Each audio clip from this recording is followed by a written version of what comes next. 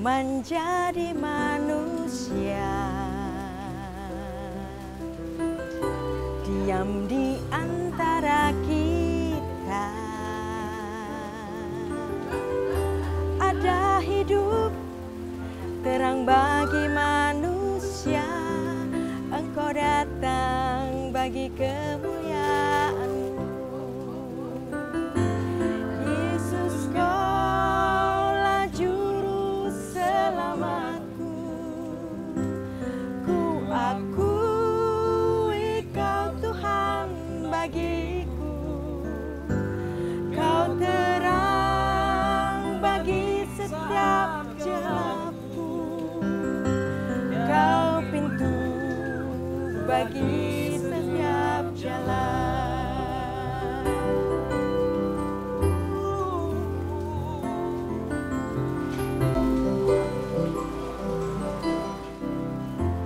Firman jadi manusia, diam di antara kita. Ada hidup terang bagi manusia, Engkau datang bagi kepunyaan-Mu. Yesus, Kaulah juru selamatku. Ku akui Kau Tuhan bagiku. Kau terang bagi setiap gelapku. Kau pintu bagi setiap jalan. Yesus, Kaulah juru selamatku. Ku akui Kau Tuhan bagiku. Kau terang bagi saat gelapku. Kau pintu bagi setiap jalan. Kau pintu bagi setiap jalan. Kembali lagi kita di program kesayangan kita, Bang. Selalu Abang yang harus sebut nama program kita, Bang. Apa, Bang? Program Re. Sadap. Kita sudah pakai merah-merah, Bang, hari ini. Itu menunjukkan bahwa hari ini adalah hari apa, brother? Spesial. Spesial apa kita hari ini? Kita ditemani dengan suasana yang cukup dingin pada hari ini, brother. Lagi hujan ya. Background kita hujan, dan hari ini kita juga di lokasi yang masih yang sama, brother. Ya. Ini lokasi yang sangat mantap. Tilu. Kita ada di Tilu Gelis. Gelis, Cijeruk, Bogor, ya. Dan ini tempatnya sangat bagus sekali. Silakan datang ke tempat ini. Ini tempatnya masih baru. Buat yang ada di orang-orang yang ada di sekitar Cijeruk, silakan datang ke tempat ini. Tempatnya mantap, makanannya enak-enak. Pemandangannya mahal. Pemandangannya luar biasa, Waduh, brother. ini sih mahal. Mahal. Itu ekspensif. Dan hari ini, brother, kita Ya. brother, di spesial Natal, kita kedatangan Ibu Rita tercinta. Spesial. Ibu Rita Wahyu. Ya. Jadi dia ini sebagai seorang lecture of Hebrew ya, Bu ya. Biblical. Biblical Hebrew Israel Bible Center. Bible Center. Ya, bersama dengan Bu Rita. Terima kasih, Bu, Terima kasih. atas kesempatannya bersama dengan program Rema untuk memberkati pemirsa yang ada di rumah dan kita semua. Nah, hari ini karena berhubung hari ini spesial hari Natal, kita akan membahas seputar atau membahas tentang Kristus tentunya sebagai center dari kehidupan kita, pusat dari seluruh kehidupan kita, Bahkan alam semesta. bahkan alam semesta.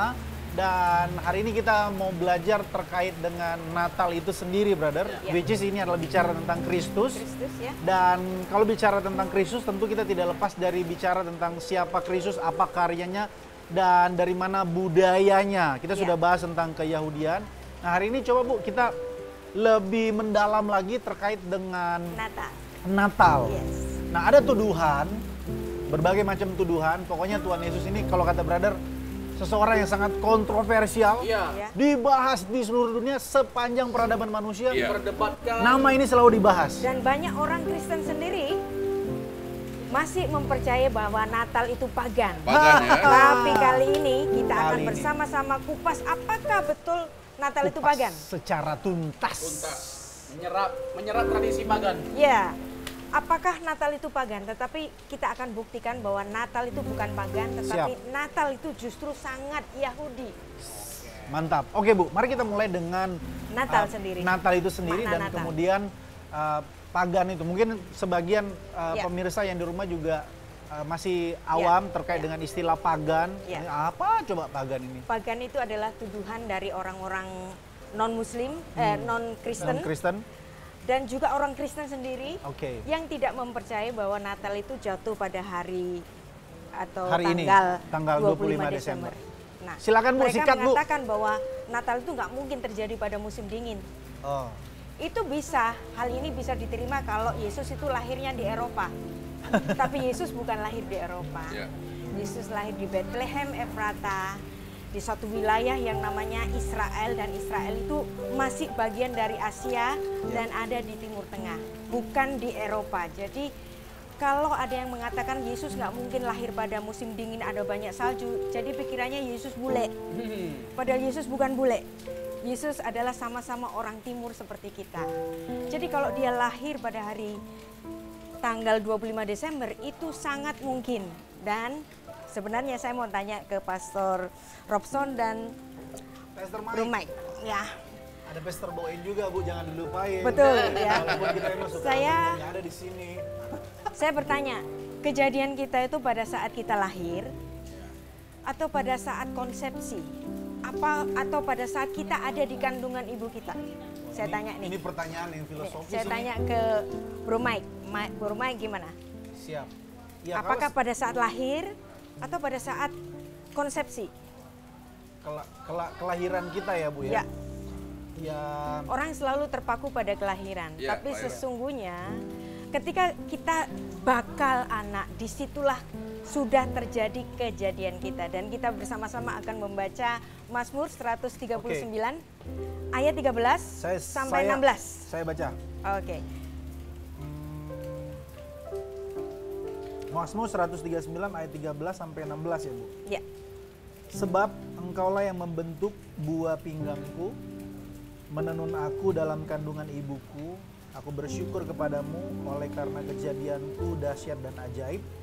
Ajaib apa yang kau buat dan jiwaku benar-benar menyadarinya. Tulang-tulangku tidak terlindung bagimu ketika aku dijadikan di tempat yang tersembunyi dan aku direkam di bagian-bagian bumi yang paling bawah. Matamu melihat selagi aku bakal anak dan bakal kitabmu semuanya tertulis hari-hari yang akan dibentuk sebelum ada satupun daripadanya. Mata Tuhan melihat kejadian kita selagi bakal anak ada di kandungan ibu kita masing-masing. Ya kan? Nah, orang selalu terpaku pada kelahiran Yesus 25 Desember. Padahal inkarnasi Allah ke bumi itu bukan 25 Desember, tetapi pada saat konsepsi yang dimana annunciation dari malaikat Gabriel itu kepada perawan Maria, ketika Roh Kudus itu menaungi Maria dan di situ dia mengandung bayi, dan bayi itu adalah Allah yang inkarnasi. Coba kita hitung, mari kita hitung bersama-sama. Siap. Kalau Yesus itu lahir pada 25 Desember, coba reka-reka 9 bulan ke belakang, kira-kira konsepsi itu terjadi pada bulan-bulan apa kira-kira? Pastor Mike, Pastor Robson, Dan Pastor Boem. dan Pastor Boy. Maret. Maret, Cepet kalau Bambu Ya. itu cepet hitung-hitungan. Maret, bagi-bagi. Maret nggak kurang. akhir atau awal April? Atau awal ya. Ya, atau awal April. Karena kalender Yahudi dengan kalender Romawi itu agak ada geser-gesernya. Jadi kita bisa perkirakan. Nah, pada bulan Maret akhir dan awal April itu kira-kira jatuh hari raya apa yang terbesar bagi orang Yahudi? Bang, biasanya abang nih. Hari raya yang terbesar bagi orang Yahudi. Pasca dong. Paskah. Yes. Sudah Wow. dapat 200 abang ini. Iya. Menang kuis 2 kali nih. Menang kuis. Artinya orang selalu mengatakan gak mungkin Yesus lahir tanggal 25 Desember karena gak berkaitan dengan 7 hari raya. Tetapi kalau kita melihat konsepsi Yesus Kristus terjadi pada hari raya Paskah. Disitulah terjadi inkarnasi ke bumi pada hari raya Paskah yang 9 bulan berikutnya adalah 25 Desember. Dan ini tertulis dalam catatan Bapak Gereja Tertullianus pada abad kedua bahwa kematian Kristus yang terjadi pada hari Paskah itu juga berkaitan dengan kelahirannya ketika bakal anak, ketika masuk ke dalam kandungan Maria, yaitu apa? Pada hari yang sama, yaitu hari raya Paskah. Dan 9 bulan setelahnya masuk kepada 25 Desember.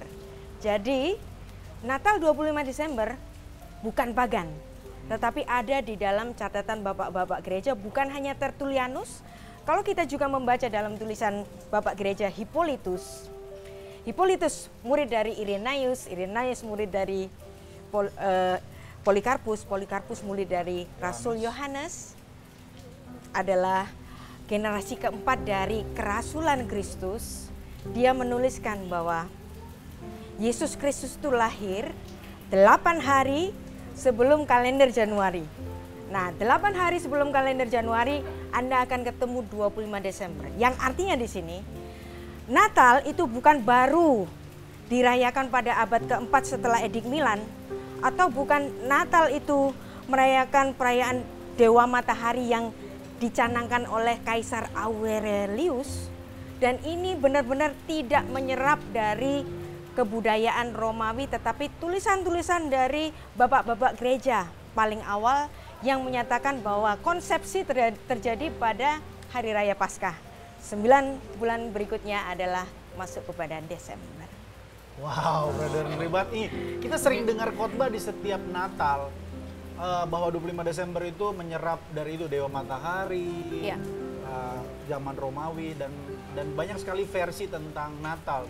Dan Iya. hari ini kita ditransformasi pemikiran kita terkait dengan Natal, bahwa memang 25 Desember dalam historisnya, dalam hitungan-hitungan Bapak Gereja pun Iya. menunjukkan bahwa memang benar ini tradisi Yahudi ya Bu? Atau Betul. tradisi apa ya Bu? Tradisi Yahudi ya Bu? Betul-betul. Nah, ini nanti kita akan bicara dalam segmen Wah, kedua, keren ini. bahwa kita akan buktikan bahwa dokumen-dokumen gerejawi pun menyatakan bahwa Natal sudah dirayakan sebelum Edik Milan abad keempat. Siap. Ya, Brother, ada bro? Jadi gini kan, terkait dengan tadi ya di awal pengantar berita Kristen dan non-Kristen.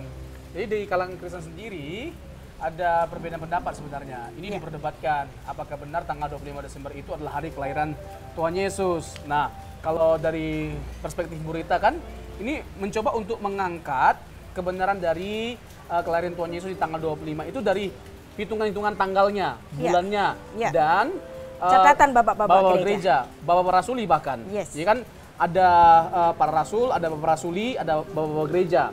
Nah, selain bapak gereja, bapak rasuli juga menegaskannya. Nah, nanti kita akan menyoroti berbagai macam dasar teksnya juga, Bu ya, Yes. terkait dengan kelahiran Tuhan Yesus. Nah, ini Ya. menjadi menarik ini.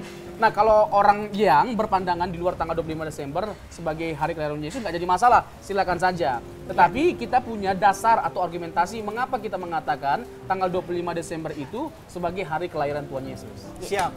Setelah ini kita bahas, bro. Ya, oke. Kopi dulu lah, bro. Mantap.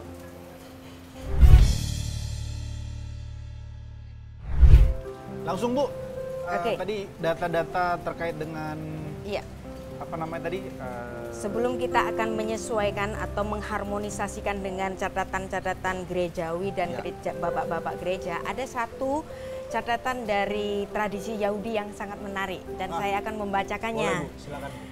Diambil dari Rosh Hashanah 11a. Dan ini menjadi satu pengalaman saya secara spiritual. Saya bergetar sekali ketika membaca teks ini. Saya bacakan dalam bahasa Ibrani. Rabbi Yeshua Omer. Rabbi Yehosua berkata, Benisan Nifra Haolam. Alam semesta diciptakan pada bulan Nisan. Benisan Noldu Avot. Bapak-bapak leluhur Israel lahir pada bulan Nisan. Benisan Metu Avot. Bapak-bapak leluhur Israel mati pada bulan Nisan.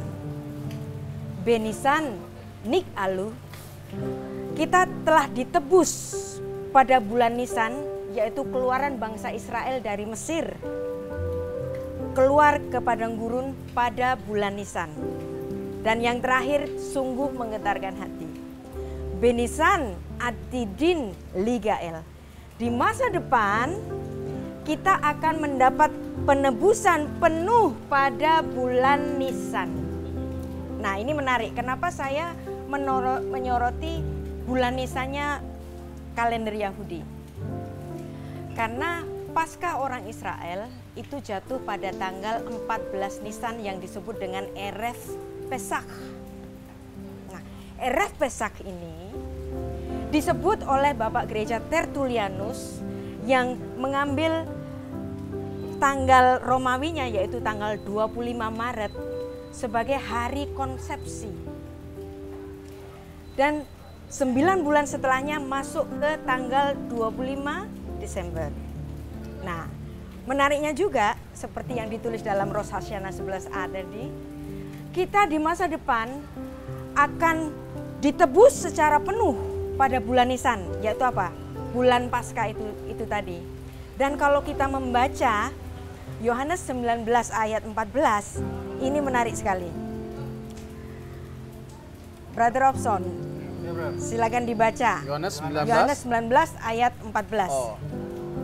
Hari itu ialah hari persiapan Paskah, kira-kira jam 12. Kata Pilatus kepada orang Yahudi itu, inilah rajamu. Nah, jadi kitab Yohanes 19 ayat 14 ini merujuk tanggal berapa Yesus itu mati, yaitu di mana? Tanggal persiapan Paskah yang bahasa Ibraninya adalah Erev Pesach. Erev Pesach itu secara tradisi Yahudi diperingati pada tanggal 14 Nisan, yang artinya di bulan yang sama, dan betul-betul di bulan itu kita semua mendapatkan penebusan secara penuh. Dan menurut Bapak Gereja Tertullianus, disitulah hari yang sama konsepsi terjadi, yaitu ketika Roh Kudus menaungi Maria dan masuk ke dalam rahim Maria, dan 9 bulan kemudian lahir di 25 Desember. Dan bukan cuma itu saja. Dokumen gerejawi Coptic Apostolorum Didaskalia tahun 189 Masehi, berarti abad kedua, itu sudah menuliskan bahwa Yesus Kristus lahir pada tanggal 25 Kislev kalender Yahudi. Demikian juga ada di Apostolorum Didaskalia dari gereja Syria, dan juga gereja-gereja Yunani yang juga menyatakan hal yang sama.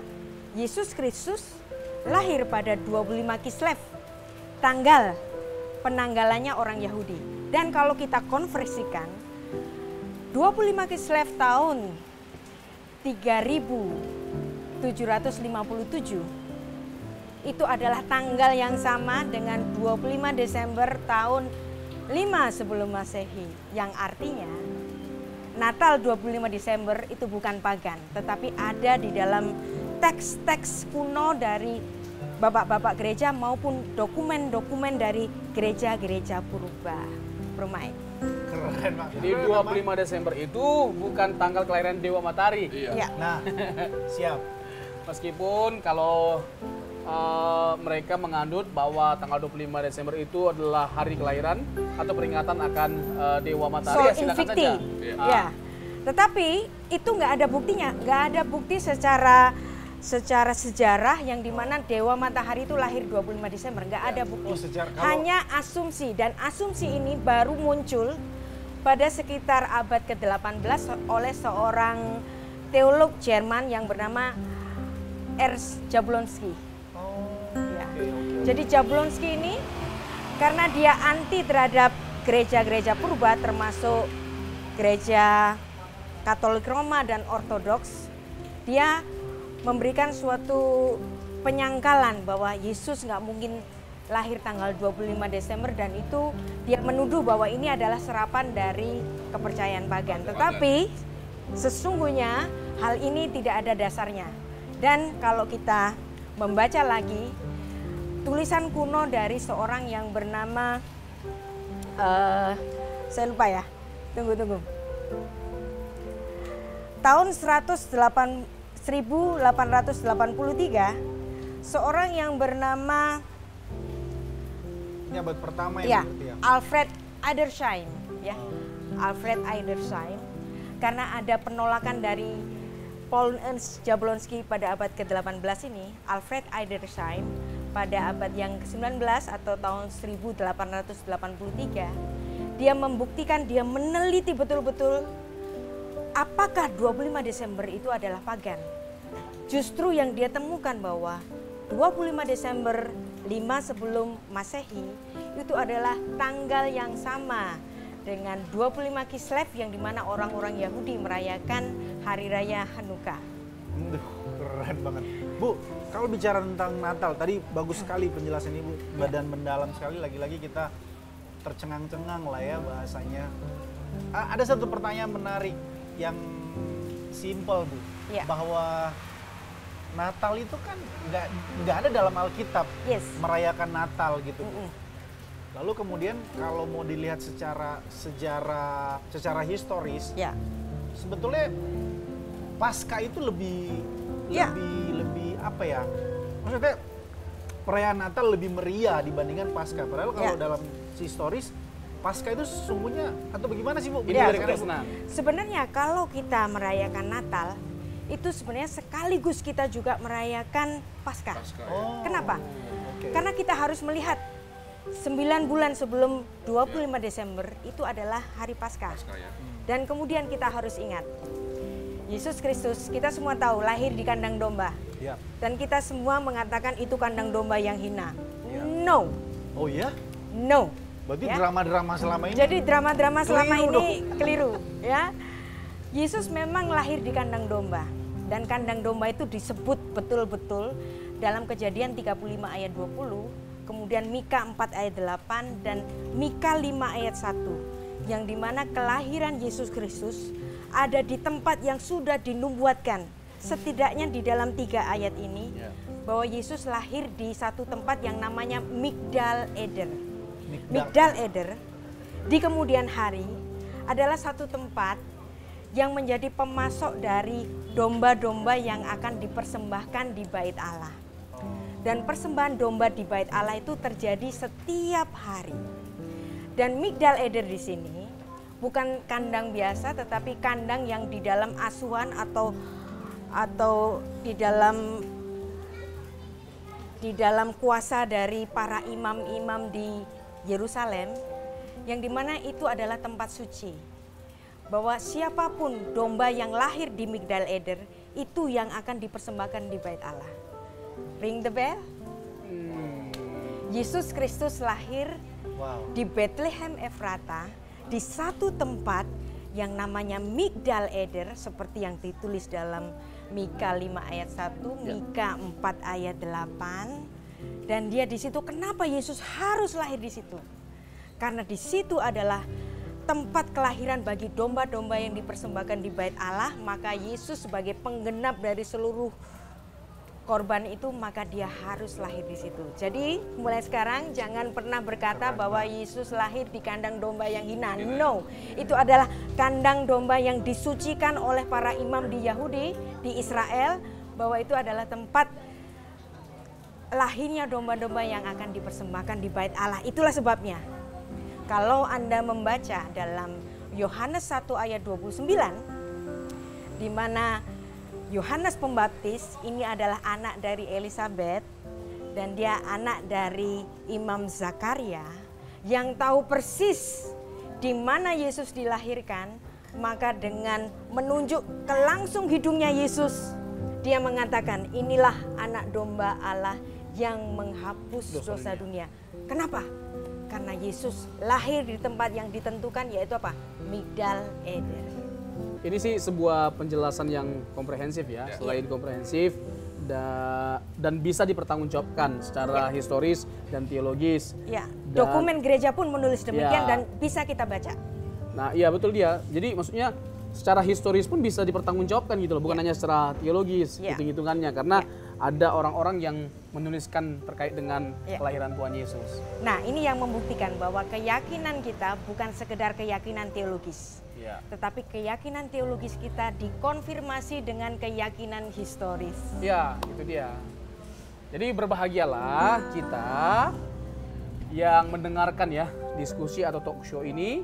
Kita diteguhkan, jangan lagi Mengatakan Natal itu pagan. ya, pagan. Kalau mengatakan Natal itu pagan berarti dia belum belajar tentang sejarah. Ya, itu dia. Yesus Dan baca Alkitabnya belum tuntas. Dan dia sok tahu. Yes. kan sebenarnya sih banyak lah isu-isu yang perlu kita bahas kalau kita membahas tentang Yesus. Yang ini misalnya ya kelahirannya disebut sebagai paganisme, Ya. lalu dia dipertuhankan tanggal 325 abad Ya, keempat. ya. Masih banyak lah yang perlu kita bahas, tapi memang pada akhirnya waktu tidak memungkinkan. Tapi dalam kesempatan kita masih akan bersama dengan Bu Rita membahas topik-topik yang menarik lah pokoknya, yang memperkaya wawasan kita, pengetahuan kita, dan membuat kita semakin mencintai dan menghormati Tuhan Yesus. Mantap. Amin. Kasih pesan terakhir lagi. Kasih closing statement terkait dengan Natal ini. Mungkin Ya. dari Ibu terlebih dahulu terkait Seperti Natal. tadi, saya harus mengulang lagi. Siap. Keyakinan teologis kita tentang Natal itu dikonfirmasi dengan keyakinan historis. Jadi jangan lagi di antara kita mengatakan bahwa Natal itu pagan atau menyerap budaya pagan. Never, never, never, never, never. Kalau kita belajar Alkitab secara benar dan mempelajari sejarah secara benar, kita akan tahu bahwa betul-betul kelahiran Tuhan Yesus, Allah yang inkarnasi ke bumi adalah pemenuhan dari janji Tuhan yang sudah diberitakan sejak kitab Kejadian dan sudah digenapi pada perjanjian baru. Benar? Ada? Secara historis dan secara teologis dapat dibuktikan kebenaran dari kelahiran Yesus, bahwa benar-benar Yesus lahir. Tapi pertanyaannya, apakah dia lahir di hati kita? Apakah di hati kita ada Tuhan Yesus? Mari kita bersama-sama pergumulkan dan perkarakan supaya kehidupan kita itu kristosentris, bermula dan berakhir pada Yesus Kristus. Bang Boin? Ada Bang? Cukup? Udah Luas dan benar-benar Udah terpenuhi. tercerahkan. Tercerahkan. semuanya. Ya.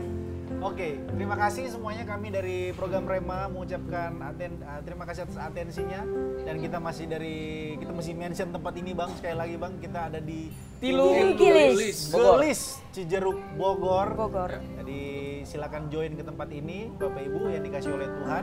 Terima kasih. Kami mengucapkan sekali lagi selamat Natal bagi kita semuanya di acara spesial Natal ini.